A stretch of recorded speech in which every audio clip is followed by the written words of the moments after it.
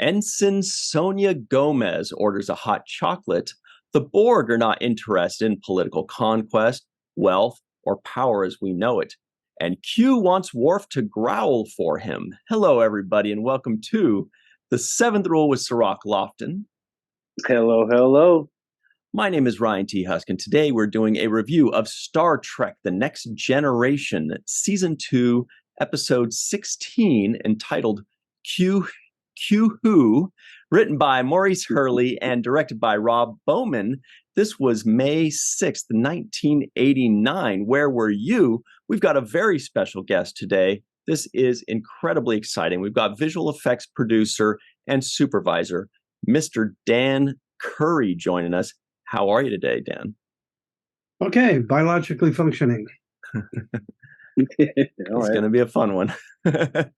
We interrupt this episode to give a very special thanks to Thomas Webster, Sean TNG Mouch, and Barnett Sue for sponsoring this episode.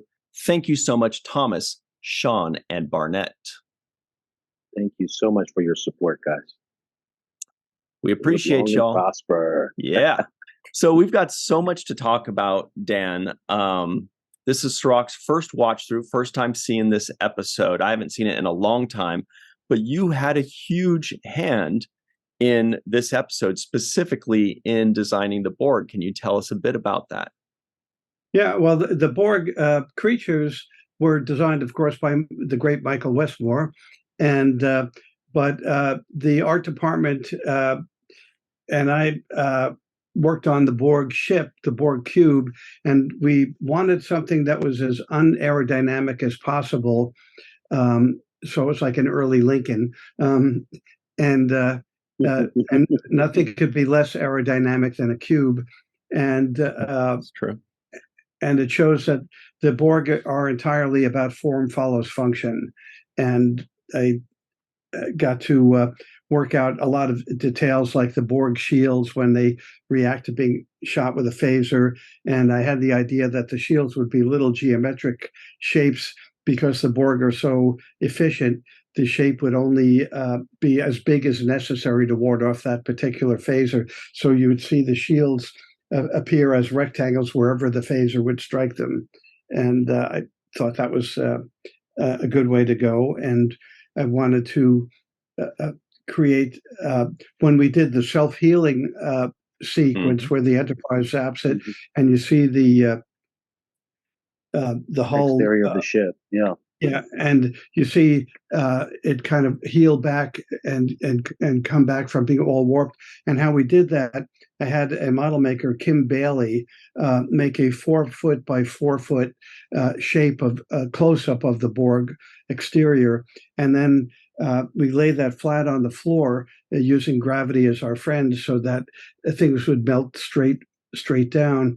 And then I took 2 blowtorches on either side of the camera, which you couldn't see, and it melted the plastic.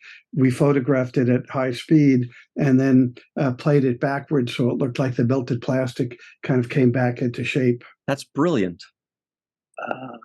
That's brilliant, because back then we had to be we as in people, not me, you had to be super creative in how you make these effects because we didn't have computer generated effects the way that we know them now. So I've always wondered how you do these things, and you've got the best stories about it. Yeah, and there's another moment where the Enterprise shoots a phaser and it blows off a chunk of the corner of the Borg ship. And what we did there is we made a plug, so we had the normal thing, and then we could pull that out and put in one that's all destroyed and melted, and then just shot it twice in the same position so that the explosion hid the transition from the healthy ship to the damaged ship. And the Borg ship was also built by Kim Bailey. Mm-hmm. Yeah, that's what I was going to ask. So you had an actual model ship of the Borg ship to begin with. How large was that? 3 feet by 3 feet by 3 feet. That's it. It felt immense. I would have guessed 6 by 6 by 6. Wow. So it was just incredibly detailed. Sorry, Cirroc. Yeah, so was it also done with models? So the shot that's behind Ryan with the Enterprise kind of up against the Borg cube, was that model done with models as well? Enterprise Oh model? yeah, the Enterprise. We used the 4-footer that was built by the great late Greg Jean, one of the best model makers in history. And the trick with something like that is that the models are never in scale with one another. So our great motion control team at Image G we would use a lot of math to calculate if we have the camera move one way on say the Enterprise, then we would scale that move to work correctly with the Borg cube so that they would look uh, the moves would be proper in the same context. And how big was the ratio supposed to be? How much bigger was the cube supposed to be than the Enterprise originally? Oh, 20 times bigger. So there's a lot of math involved to scale those moves. This is nuts. Yeah, that's amazing. The stuff that you did, can we show some of the original matte paintings by Sid Dutton and Bill Taylor that you sent in for us? Check these out and you can tell us a bit about them. So this was conceptualizing. This is the art department with the concept. Here they are. So this is the interior of the Borg ship, right? Yeah, this is the original matte painting by Sid Dutton, and it's on a piece of masonite that's about 10 feet by 10 feet, and the painting was done in oils by Sid. And then when he shot it, Bill Taylor, a brilliant camera person on their motion control rig, pushed in or pulled back to reveal how big the interior was. And if you look where your cursor is on the upper right there, that's the only real part of the set. That's what was actually constructed full size, where the actors performed, and everything else is an oil painting. But when we pulled back, one of the fun things is that Bill took legions of power toys, and as it would stop the camera during the move, build a little section of toys, pull back a little bit more, build more, add another layer of toys, and so that you felt like you were going through those pipes that had been behind the camera.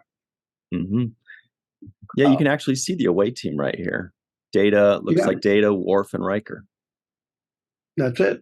And that also, this show has the first digital matte painting we ever did, maybe one of the first ever, where we used a paint box that was normally used for graphics work, and we needed a tight shot of Riker beaming in, and Riker, we didn't have an empty plate or a clean plate to dissolve from as Riker beamed in.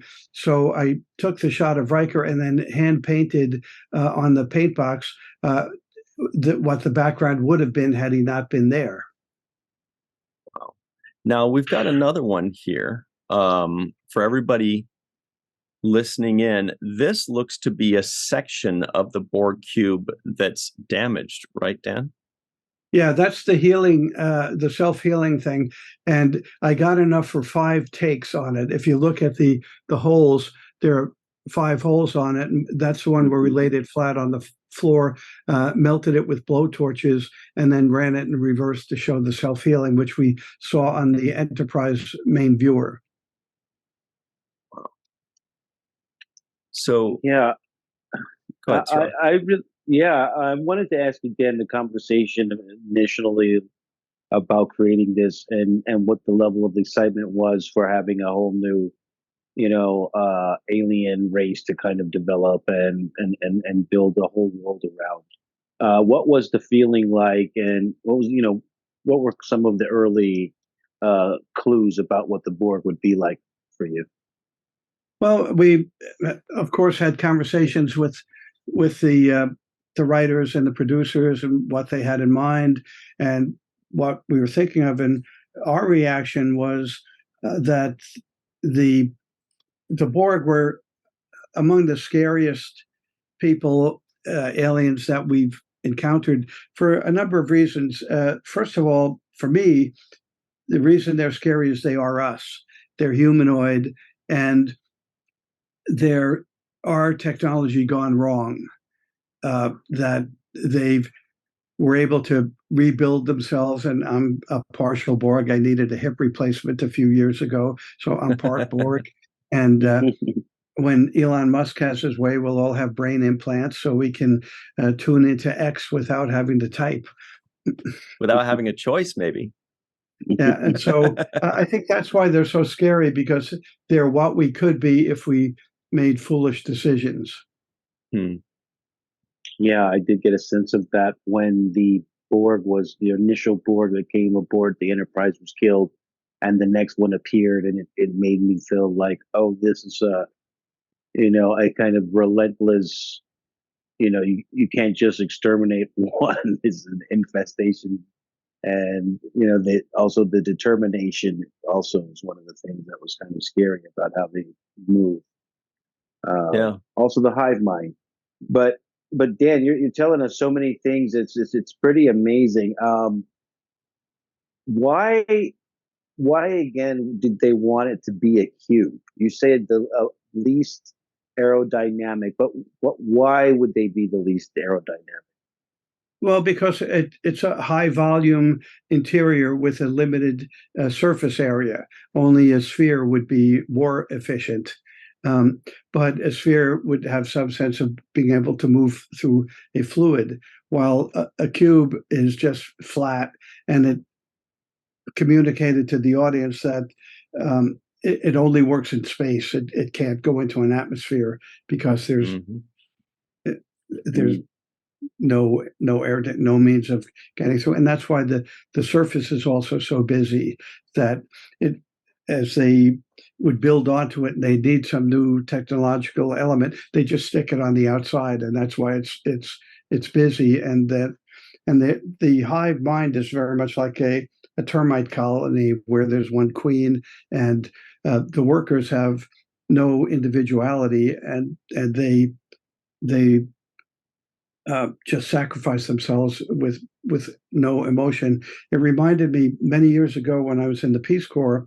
I built small dams and bridges in upcountry Thailand, and one year the monsoons were especially heavy, and there were floods all over. And I was taking a boat out to an island through this opaque burnt sienna-looking water, and I noticed these mulches of about this big of floating rafts. It kind of looked like chop meat until I took a close look at them, and I realized they were ant colonies where the worker ants had all bitten each other and locked onto each other, and even though they drowned, they formed a raft to support the queen and specialized workers and select larvae in the middle of this raft. And I thought it was an amazing species survival technique. That's unbelievable. I'm just picturing it. It just sounds incredible. No wonder it's stuck with you for so long. Look, Dan, you sent us a couple more images in here that I'd love to show to everybody. This one is, I don't even know how to describe this one, but it's got two images of the interior of the Borg ship. What do we have here? Okay, well, the one on the left, they're in scale with one another, is Sid Dutton's original 10-foot by 10-foot oil painting on board, and you can even see the C-stand just out of frame on the left. And and what happened is when we did the original painting, Sid knew that we were showing it on standard definition television, and so it was somewhat painterly when we up-resed it to 1920 by 1080 pixels as in high def. So we redid it, and one of the artists working with us, Sean Jackson, who's a brilliant CG artist, Sean redid it with great reverence to Sid's original work, and but we were able to use tools that were not available. So this is an all CG thing, and we were able to build in those little lightning things that stand behind the Borg alcoves. Yeah. So we were able to put rows and rows of them in there, which we couldn't have done before, and made the section on the floor of the cube moving fluid rather than an oil painting. And there are some of the you can see in the foreground some of the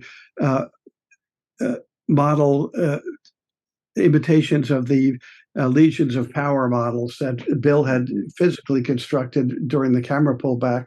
And of course, they're on a different plane, so you had this parallax happening as it pulled back, so it felt more truly three-dimensional.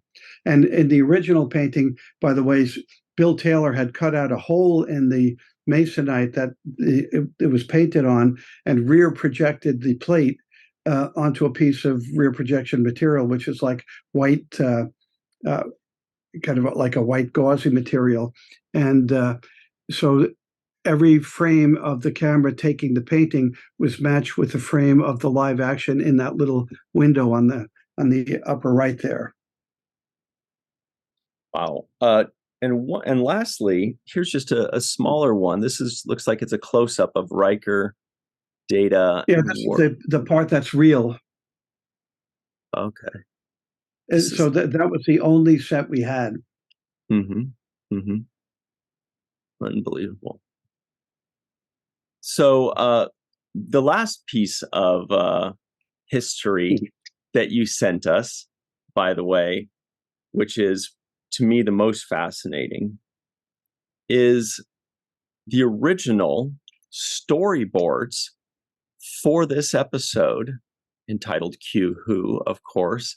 And let's pull that up very quickly. For those of you just listening in, it says Star Trek The Next Generation Q Who, show number 142, Borg ship shots. And it's signed by Dan Curry, March 16th, 1989. This is an original. And can you just describe what we're seeing here a bit?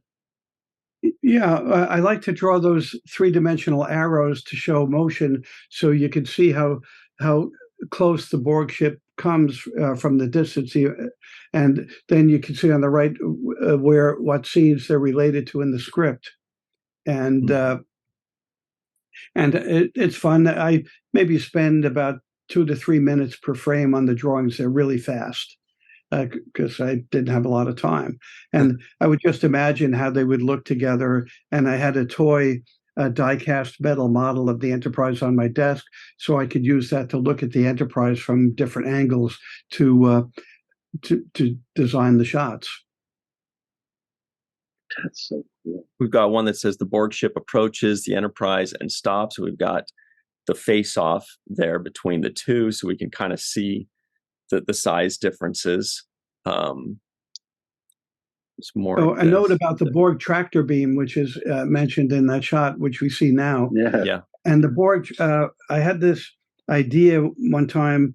I met this guy who had a very professional laser system that he used for concerts. So I decided to take a Mitchell camera over to his garage. We put a piece of white foam core on the wall and just projected lasers onto it, but I'd bounce them through melted water bottles, melted plastic, a crunch beer can, whatever I thought of, and got these different shapes and built a library of these strange laser patterns. And one of the laser patterns became the Borg tractor beam and also the Enterprise tractor beam. And it had this interesting kinetic energy, and we could shape it into whatever perspective we needed. And so that's how the tractor beam was created. Dan, on these pictures, on these drawings, you have the exterior of the Borg ship kind of looking like it ends up becoming. And when in your mind, you already had the kind of idea that it would have all of this very complicated looking, machinee of different things, really kind of grid-like and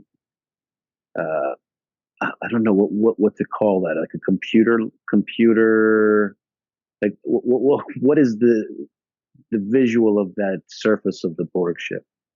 I was actually inspired by uh, both Rick Sternbach's drawings of what he thought the Borg ship would look like, and then it was.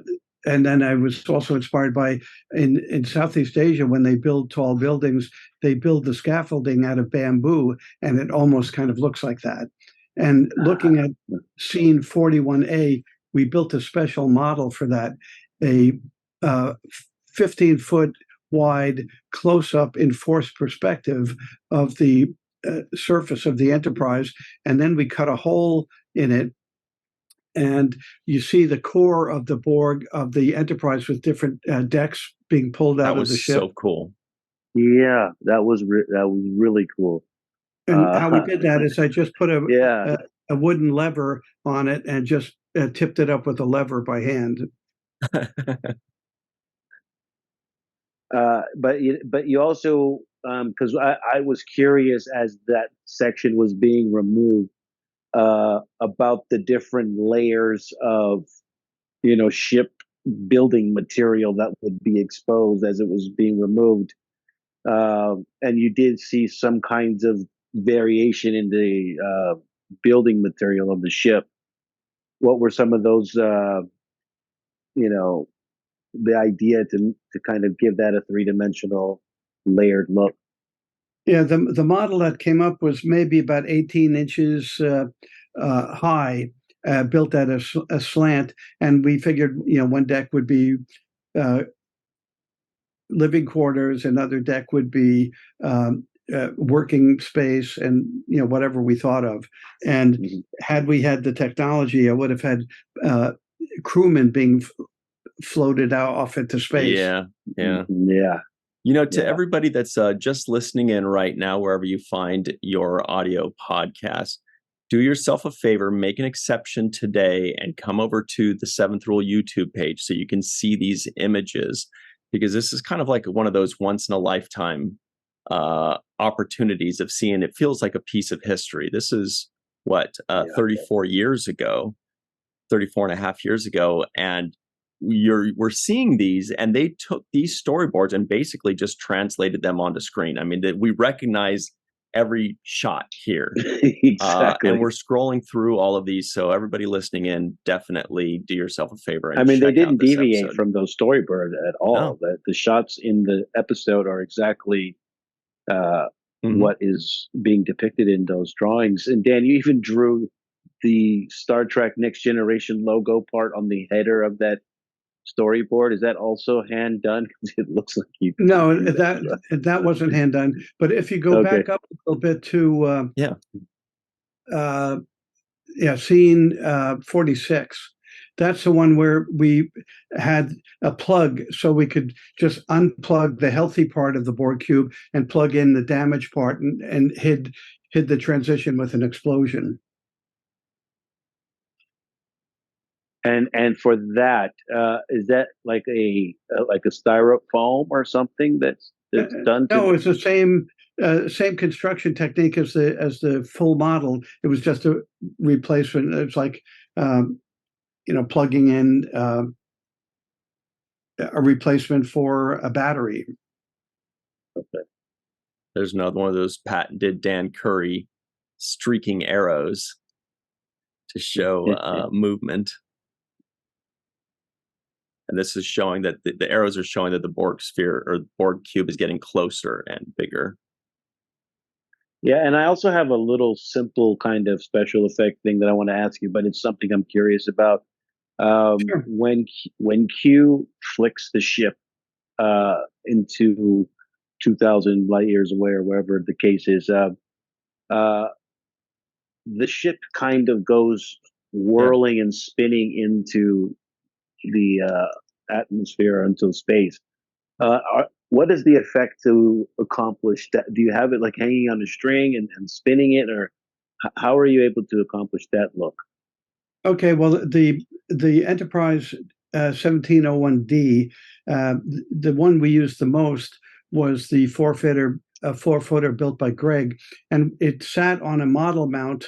And if you go back, I want to talk about something on the previous thing. Okay, right there. So we had a gear head from a camera that could make the ship roll, pitch, and yaw, but the ship would stay in one place, and all illusion of movement back and forth, forward and backwards was accomplished by the camera moving on a track, which also had a tower, so the camera could go in and out, up and down, and side to side.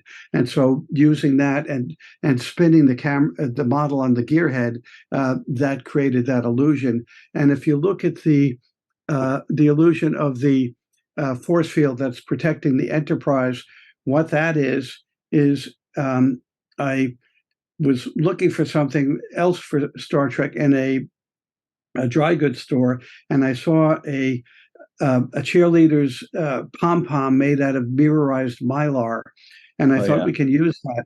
So I took that over to Image G, and my colleague Gary Hutzel set a Mitchell camera on the floor and a mirror at a 45-degree angle, and I just shook the mylar pom-pom over the mirror, and it created this random sparkly stuff.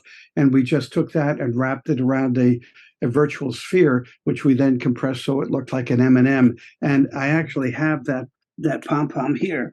What? Yeah. Wow. It's a star. It's yeah. That pom-pom is the force field that we see on the ship? Yeah, that's the force field around the Enterprise. It's amazing. Wow. And it's so funny because we go through life collecting junk, and then there's always people that are going to say, hey, you never use this thing, throw it away. But Dan, you are the one person in this world that can say, I am going to use this pom-pom from 1989. You watch. And you always put these things to such good use. Well, we also used that pom-pom for an episode where we had these little energy creatures flying around, and they made kind of a tornado inside the Enterprise. And I did the same thing. I just did all the animation by hand by putting the pom-pom on a stick. Mm-hmm.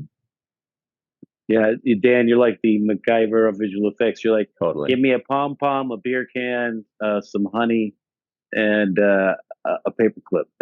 And they're like, what's the beer for? And he's like, well, for me. The other stuff is for the show. That's good. We've also, what's this little Post-it note added? Here's a little piece of history. What does this mean?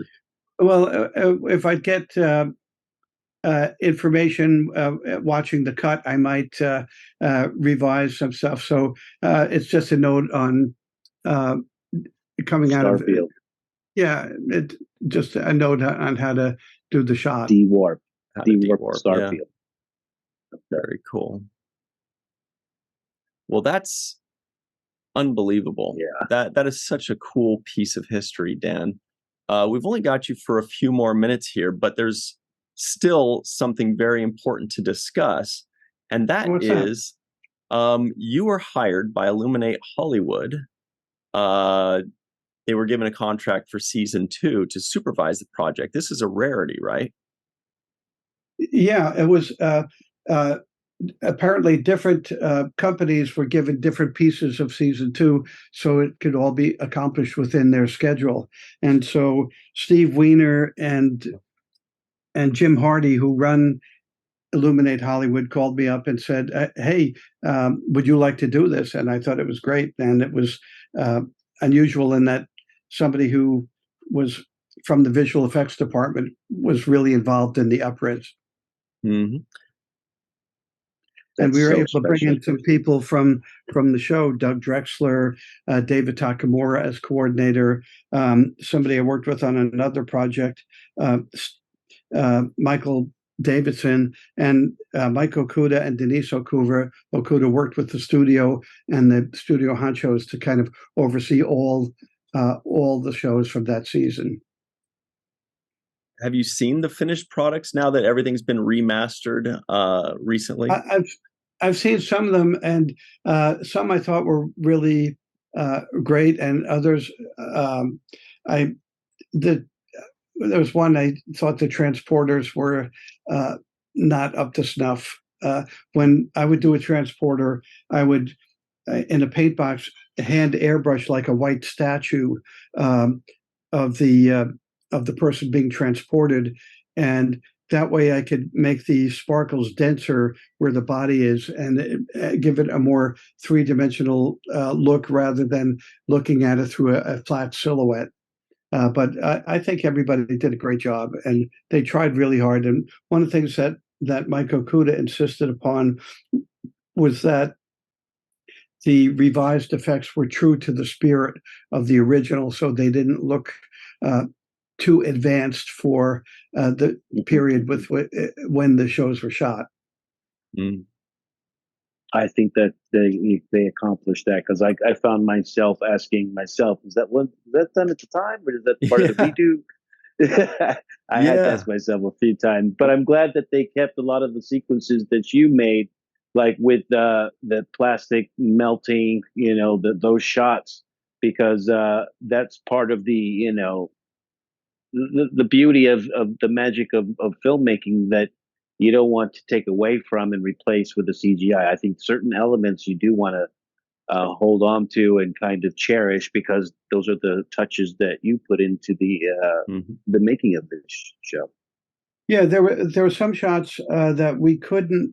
We had to go CGI. For example, Nagilum, the nothingness creature that appeared on the view screen.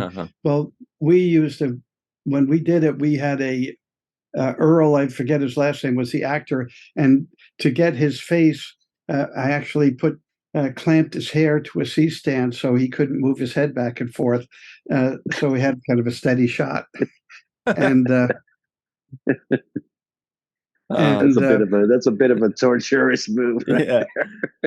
Yeah. And keep your head still.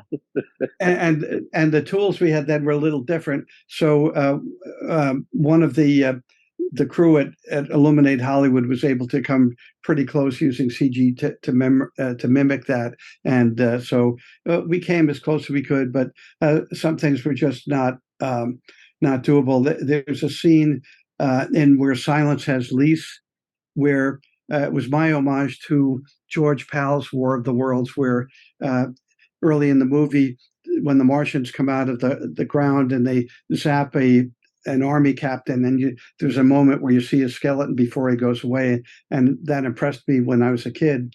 And so I had to do my homage to that movie.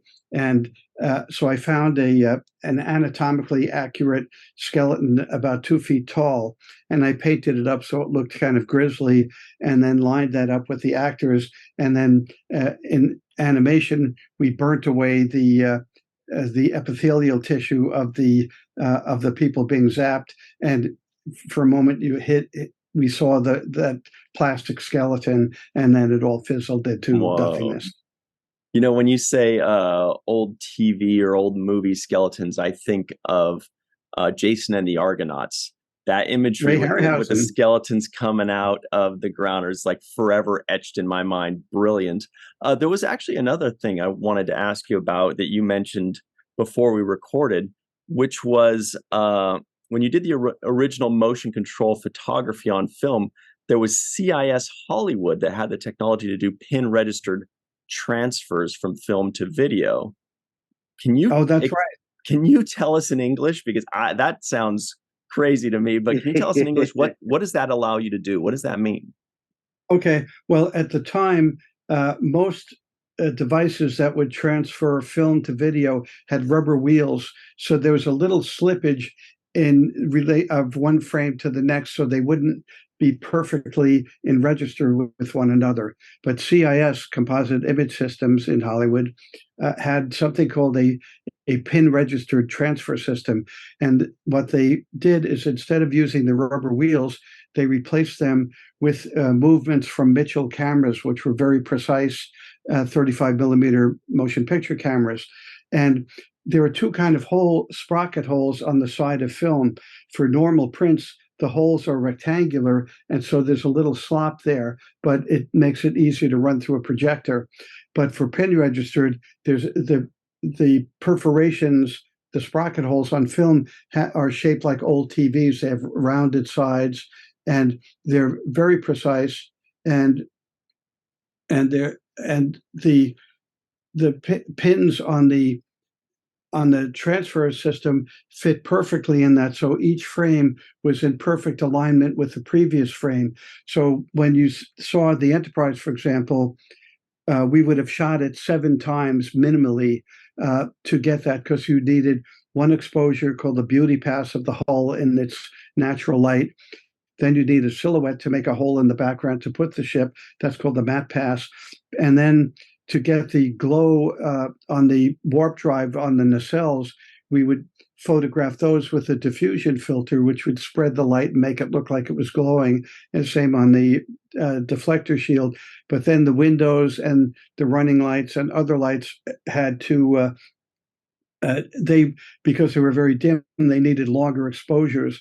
So motion control allowed us to photograph all those elements separately so that they would look correct when composited together. And this is when we mind-blowing. did the upres, that technology was no longer available. I think they used those machines as the foundation for coral reefs. And so once we did the transfer, each artist that was doing a composite had to hand fit each element so it was perfect. And so it took a lot more time. But so something gained, something lost. Mm-hmm. Wow. That's a lot of work for each shot to have to be filmed that many times over so that it can all blend together and have that effect. Yeah, and sometimes we'd use the pom-pom as a hit on the Enterprise, but other times we'd cover the Enterprise with black aluminum foil, then spread out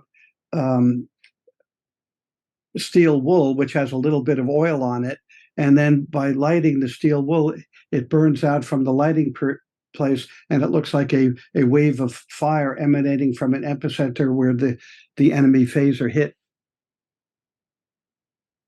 It's just amazing to hear how much work and how much incredible creativity went into every little thing that most of us take for granted when we're watching something. We're like, oh, that's the Borg, but we don't realize how much work was put into making these things that are so iconic and now immediately recognizable to us.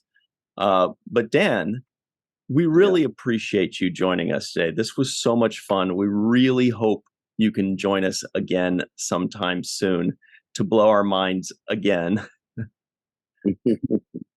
Well, and thank you so much.